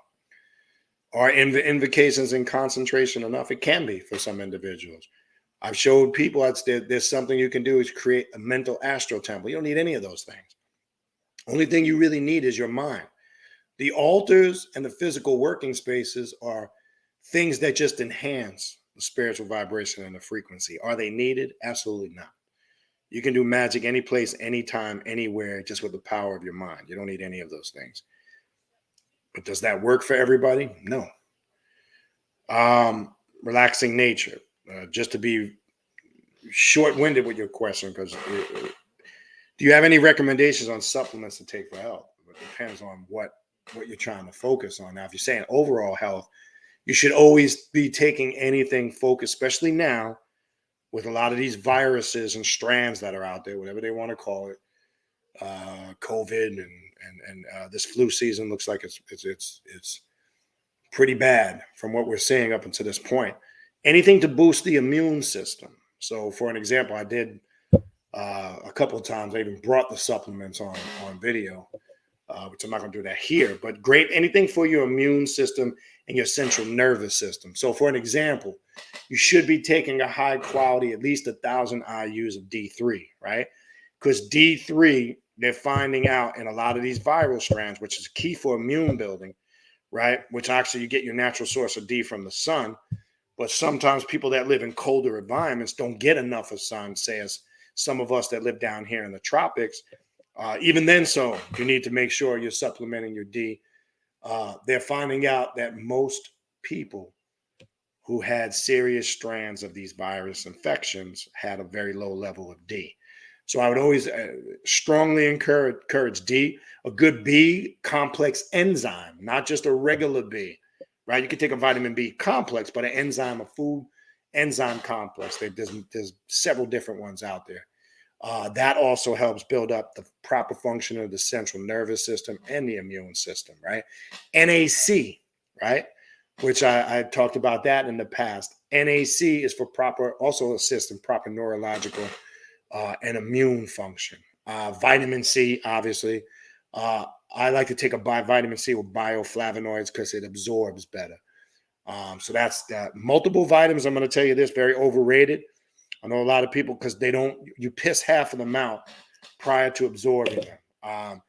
Then such good teas like garlic and honey, echinacea, which also is a good herb for immune building, raw garlic. I mean, there's a multitude, anything. I would always push people into the area, encourage people, anything that's going to build the immune system and the central nervous system and your neurological functions, right? Which is so key because the day and time that we live in, we're finding out A lot of people that are getting severely ill and severely sick, especially since these different so-called COVID strands have come, they're finding out that this is the area that people are lacking in. So build up that neurological system and immune system is the best thing I could tell you.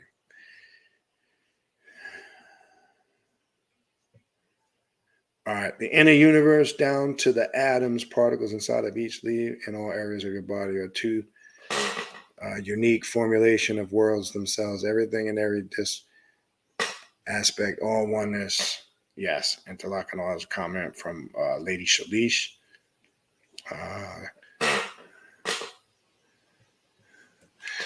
Okay, I do not understand that. Are invocations considered rituals? Why so? Invocation is just a part of a ritual. I wouldn't say an invocation would be considered a ritual as itself. It's just one aspect that's utilized in ritual work. All right, Jack Charles says, utilizing prioritized visualization in spiritual works is implementing the 80-20 principle in your magic. That's correct, right? And that's what we have to understand. 80% of it is going to be coming from your power or your the power of your mind, your effectiveness to all those skills that you need. And that's what I was saying earlier. And that's very correct. The 80-20 principle, right? That's a good point. Excellent point, Jack. Blade of Astor, the ritual tools add a dynamic aspect to ritual in a simplistic way. You could use your finger or dagger to open a ritual, but you find that a dagger itself has a different effect than gestures alone. That's true. Now, the importance of the altar and the ritual tools, the physical aspect of it, as I said, a good thing to get a good understanding of that. I always encourage people to go back into the Satanic Bible, right? Even though the Satanic Bible, there are a lot of things in there that are outdated, right? But there's a section in there I'm very big on telling people that you should always go look at when it comes in relation to doing ritual work or understanding ritual work. And that's the Book of Belial. And the section on the satanic ingredients to black magic, where it breaks down imagery, utilizing your altar, purpose, intent, all of those things, how to line up your ritual work. It gets into that aspect. And the imagery is important, and the tools and the ritualistic when you're carrying out physically, because if you have the ability to plan a ritual and you have a working space, that's just going to enhance the power of it. Now, is it always completely necessary? No, it's not, right? It can be done just simplistically in the power of your mind. And I'm showing people on Patreon how to do it both ways, right? I'm showing you how you do it full blown at your altar in your ritual space, but I'm also showing you how you can create your astral temple in the power of your mind. We have to have that ability to do both, because even when you're using your ritual altar, you can have the tools and they do enhance it. And as you know me, I'm big on, I love all that traditional black magic and witchcraft and all those aspects that come with it. But even then, even when you're at your altar, it gets to a point in the ritual where you have to go into the power of the mind. But I do agree with what Blade of Astareth is saying. All of those things put the mind and in a certain state, and it puts it in a certain vibrational frequency, and it conjures up a certain level of energy that enhances and makes the ritual more powerful. So yes, and I think that's the importance as practicing occultists and magicians. We need to understand both aspects of that. Okay.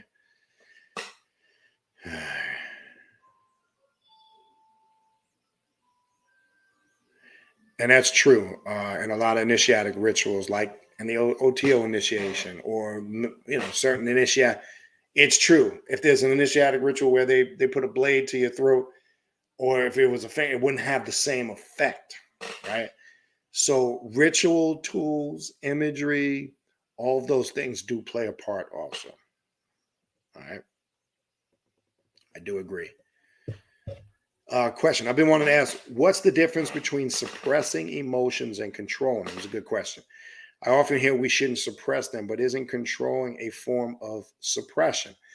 No, when we're saying suppression, when you're completely suppressing them, that is toxic for you, right?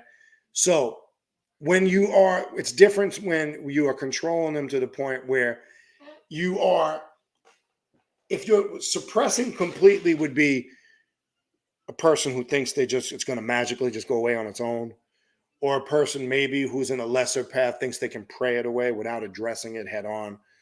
Um, so there's different levels of suppression. So when we talk about completely suppressing it to the point where you're ignoring it and don't want to deal with it, or you're taking a false approach that you think you're going to pray it away, no. Um, Controlling your emotions, right, is knowing how to express those emotions at the right place, at the right time, and in the right moment, right?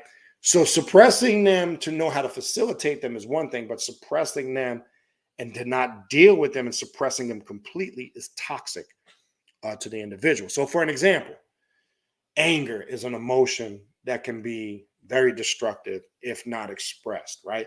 But you can take the passion and the power from anger and direct it in another productive aspect of your life. But when you just go completely, or you suppress it completely, and what happens is that suppression, it's that old saying, with resistance becomes persistence. That suppression could build up and the person can explode if we're not dealing with those emotions. So once we understand what emotions we're struggling with, then we would have to use methods in our spiritual work to deal with facilitating those emotions correctly, right? So it's suppressing them more so in the point of altogether not dealing with it, sweeping it under the rug as if it doesn't exist and you think it's just going to, get better on its own. That is toxic. That's what we're talking about when we say that. There are different levels. Suppressing it to the point where you're trying to contain it to be able to harmonize those emotions and then releasing it, that's a whole different story, right? So we're talking about complete suppression. That is no good. Toxic.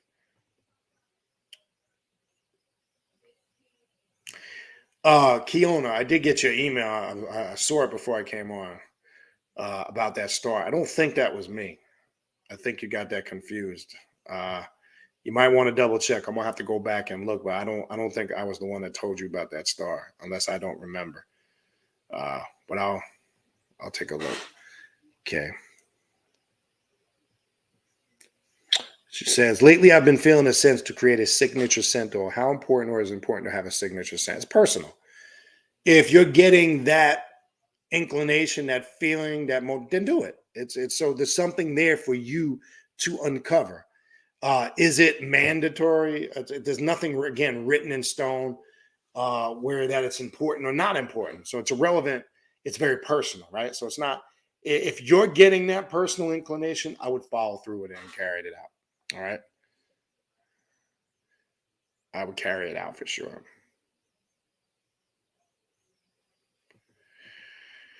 Well, I don't know if you can. I don't. To whose question was that? Kenneth MC. I don't know. I wouldn't say being logical is not really a bad thing, right? You never want to stop playing logic because you have to be logical about everything you deal with, right? But you want to make sure you're using that logic in regards to whatever, that you're applying that logic in a beneficial way for yourself. Now, you don't want to just apply logic in a sense just to agree with everybody, right? You can also apply logic to get that person to see that you disagree with them. I'm just using that as one example. But I don't ever think we can stop being so logical unless we're not being just practical in using that logic. Then that could be a problem. Or maybe we're being logical just to suit others. I'm not saying that that's why you're asking or saying that. I'm just trying to show you both spectrums of it, right? Oh, new season of The Witch. I got to check that out. Okay. Does burning ancestor money have a two-way effect? Meaning I help elevate them and they can help me as well. Well, uh, DJ Willie, yo, I've talked about ancestor money. This is just my take on it. I'm not sure your background or your experience, and what I'm about to say, don't take it the wrong way. I don't encourage people to do any of that stuff. Reason why? First of all, burning ancestor money it's an Asian custom, right? A lot of people that practice it in African spiritual backgrounds, whether you do or not, and I'm speaking to your question and in general, because this comes up a lot over the years. it's an Asian custom, and it doesn't have anything to do with African spirituality. We need to understand that, number one. Number two, I apply the common sense of it, right? One, and they used to burn that at funeral rites or the rites of the deceased or the dead. But here's the thing that never made sense to me here in America, and a lot of people that do it. You have people out there who have something that they say is called ancestral money. And there's people that sell this ancestral money for whatever currency. We live here in the United States, American currency. And they say they bless this money, and then you can use this money and use it in your ancestral rituals. To me, there's mind fuckery in that. Why would you take actual money, right? Actual money that holds some value to a degree, however what your perception is on money, buy fake money that somebody says that they've blessed and burn that money as an offering? Wouldn't a more offering be the actual money that you use to buy the fake money, because that would be more of a sacrifice or an offering because it really holds more weight? But a lot of people have been duped to think they can buy some ancestral money from someplace, some ritual place, or somebody that's blessed it or whatever. So you were taking real money to buy fake money and offer it to the ancestors, as they say. I personally don't utilize the practice, but when I look at it as far as working with our ancestors, anytime you are doing offerings, whether it's ancestral money or not, right? I just wanted to put that in there about the ancestral money. Anytime any type of offering is offered, it can benefit both parties, yes, right? So if it's a food offering, if it's a spiritual offering, if it's an offering of the elements, if it's a blood offering, there's always a two-way factor to be considered there. So the answer to that question is yes, right? And then the effects is always going to be based on what was the offering for. I just wanted to put out there because you mentioned the ancestral money. I don't bother with it because, again, and it's not to to criticize you or anybody else that have done it. I just don't think it serves any purpose, the whole concept of it. All right, but yes, there's an effect on both sides. So good question, very good question. Sherry King says, "Thank you, got it. Okay, about the emotions thing. What are your thoughts on fire magic?" Yeah, I mean, fire is always a powerful element. Now, when we're using, that's from Brother Jack, when we're using magic as far as scribing, we use all the elements, right? And fire magic itself, depending on what system you're using, or if you're working with a deity such as Ahriman or etc., yes, it can be very powerful, just depending on how you're working with it and what you're using and what system you're working with. Because the science behind fire is very powerful. Fire can heal and transform, and fire can burn and destroy, right?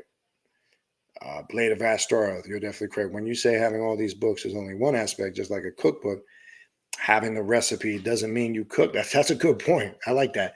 And definitely doesn't mean you made it taste good. That's right. That's an excellent metaphor. I like that. I'm gonna start using that. I like that. It's that really sums the path up. You could have the cookbook, right? You could have the recipe, right? You could have everything laid out in front of you, every ingredient. I like that. You could have every spoonful of this, a pinch of that, a cup of this.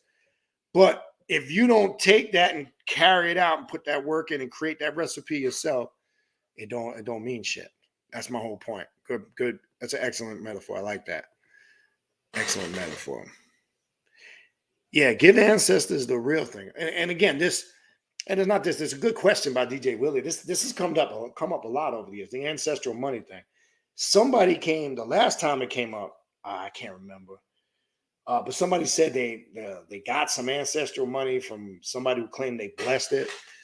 Now I find a hustle in that, because listen to this: a person's making ancestral money and wants you to pay them real money for the ancestral money. I mean, sometimes we got to use common sense, and then you're taking money that does have some value, because you have to sacrifice and spend that money, right, that you earn. And it's a sacrifice anytime you buy anything. Anytime you go buy groceries or shop or buy anything, it's a sacrifice, because you're sacrificing money out of your pocket, right? So you're paying money, you're paying real money that holds real personal value to you for fake money. And then the real money you gave for the fake money is that you're going to take the fake money and offer it to the ancestors. When a more sincere sacrifice would be the actual money that you used to buy the fake money. Now, I've talked to people about they get, like, well, I didn't really look at it like that. That's my whole point. You should have looked at it like that. All right. That's why I don't do it. All right.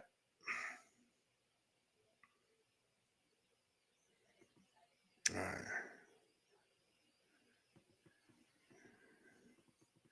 What else we got? Blade of Astar says, how do you feel about the use of making pacts with spirits or pacts in general?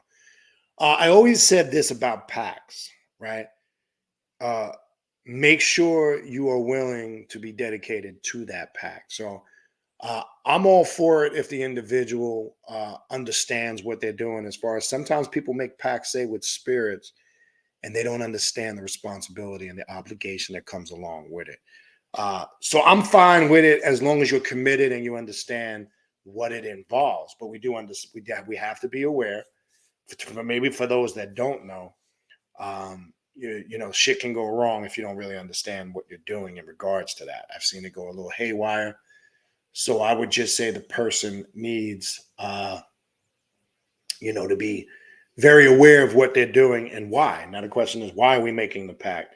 I would only recommend making a pact, one, if, let's just say again, it's something of a serious nature, or sometimes a pact can be made out of just a genuine connection. Let's say, for an example, to a spirit, or to a specific thing or concept, or a specific thing on a path.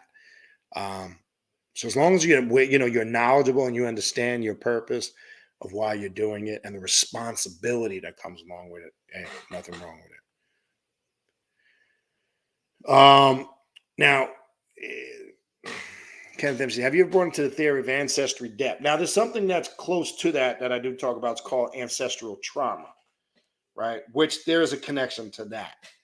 Now, what I'm about to say, as I've talked about in the past, you find this through your work, especially your ancestry work. Sometimes some of us here are here to heal that trauma, right? Or debt that needs to be paid, if you want to say, for lack of a better word. So yes, it does exist. It's something personal that the individual must uncover in their work. For an example, some people find out that they might have had a relative, let's just say, that did some foul shit while they were here, or could have been an addiction, or could have been something they did that caused a serious disruption in the genealogy line. And you might find out you're the one through your ritual work that has to create the healing and the harmony to correct that. So yes, that does exist to a degree. And it's usually uncovered in the individual's ancestral work.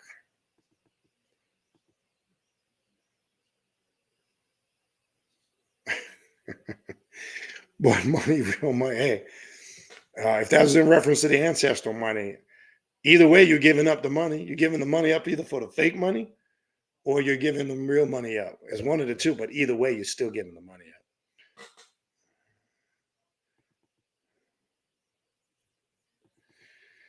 Okay, so Eric Jones says, I burn ancestor money and it personally works for me and often because the money to clean my ancestors' debt. Like I said, I didn't say it wasn't going to work or not going to work. I just don't do it. I just don't. The concept doesn't work for me, right? So if you, as I said in the beginning of the video, if you're doing any type of spiritual practice and you're getting results, power to you. Keep doing it. But the question that was asked, my thoughts on it, that's my thoughts on it. I don't do it. I don't mess with it. Have no intent to do it. Never said it would or would not work, but there's still the implementing the power of the mind. You still got to infuse your mental fortitude on it because nothing works. Anything we do spiritually, even when we're connecting with spirits and rituals, right? We really have to get our mind locked in and focused. And it's a personal belief, not like a religious belief, a belief in something that can't be proven. You have to have personal belief in what you're doing in order for anything to work. Personal belief.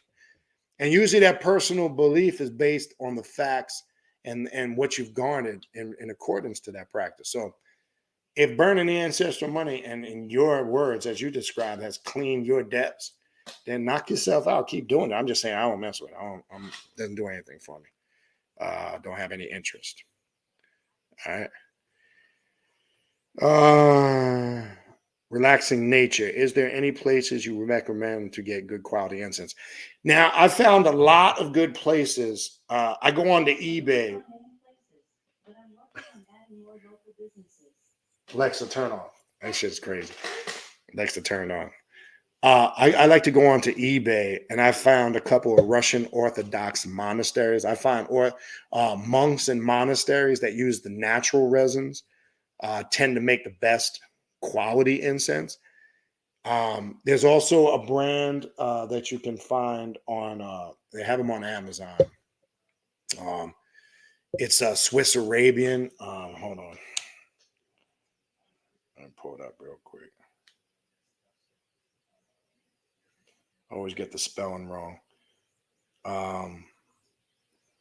And another place you can always go on any and I think it's a grapple. I can never get that name right. Any place that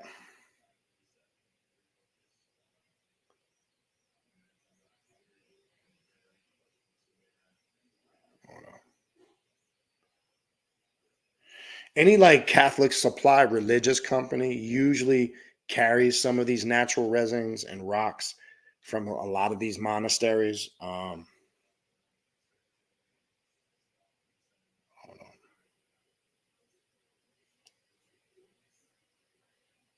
I'll get the correct spelling.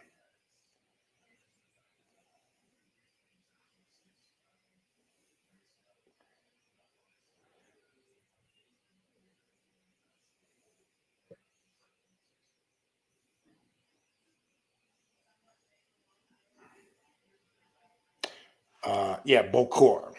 Bakhoor. They are based in the Middle East. They make a lot of good resins. I can never get the spell right. Bakhoor. That's the type of quality stuff I like to use for rituals. And again, I've just perused through eBay and found some good monasteries where they're handmade. They make these resins. That's what these monks do. I like to use good quality stuff for that. But yeah, I mean, you can just search. But as far as brands, I find those two, the Bokor and the Swiss Arabian, to be very good quality. Okay. All right. Anybody got any other questions? I don't see any other questions. Going once, going twice.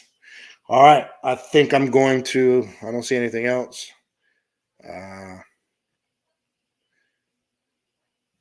Yeah, Medina's good too. For stick incense. Yes. You can get some good stuff there too. I don't like a lot of people use hemp. I don't like HEM. I think that shit is toxic, man.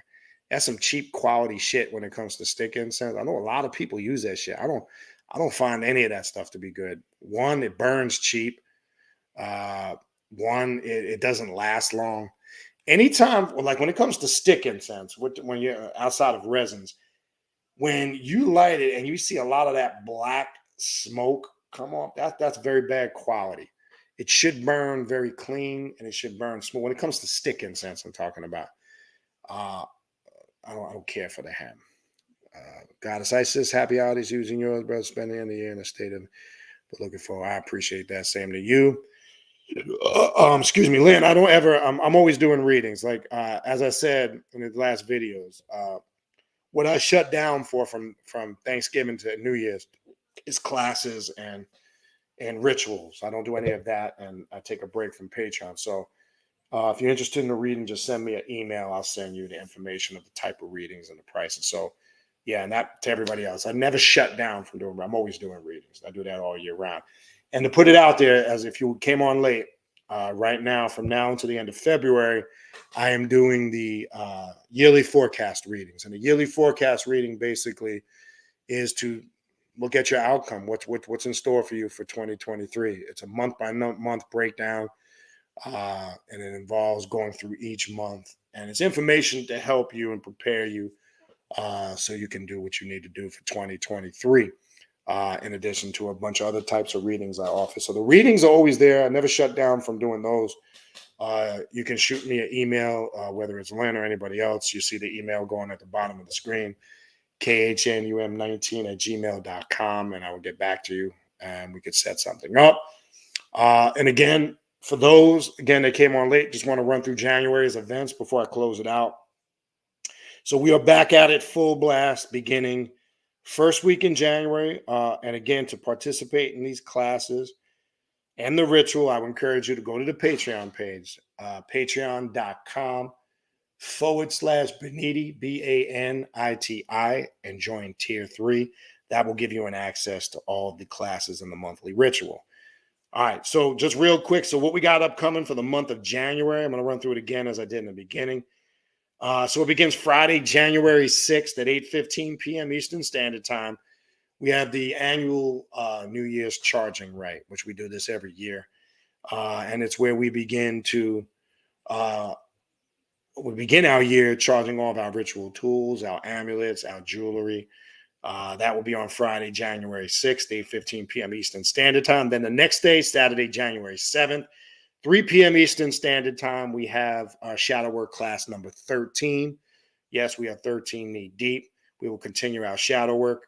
And then the following week, Friday, January 13th, we have the Luciferian Magic and Self-Mastery class number 4.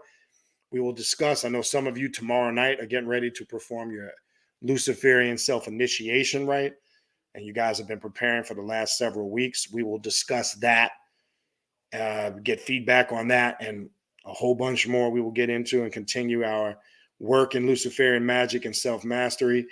And then the following Friday, January 20th at 8 p.m. Eastern Standard Time, we have the African Witchcraft and Sorcery class number 7. We will continue our studies on Kimbanda and more. And then we close out the month on Friday, January 27th at 8:15 p.m. Eastern Standard Time. We have the ritual of Khepera, the Black Sun. A ritual centered on to start the year out right, a ritual of personal self-transformation.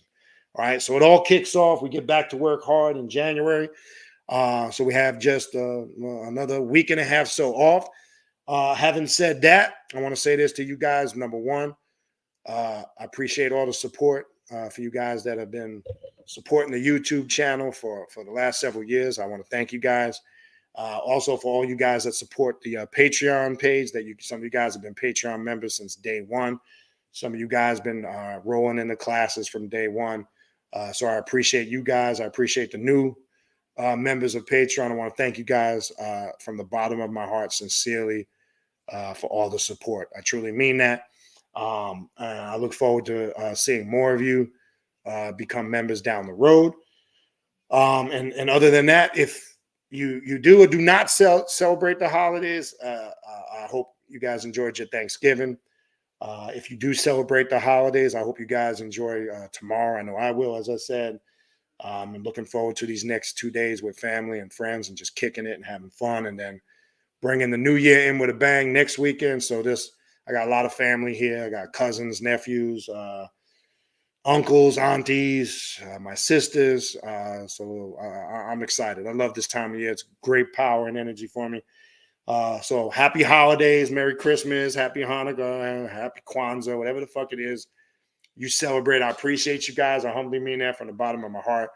And I look forward to continually working with you guys in 2023. You guys have a safe and happy holiday season. And I will see you guys early in the beginning of the new year. Infernal blessings. And you guys take care. Thank you.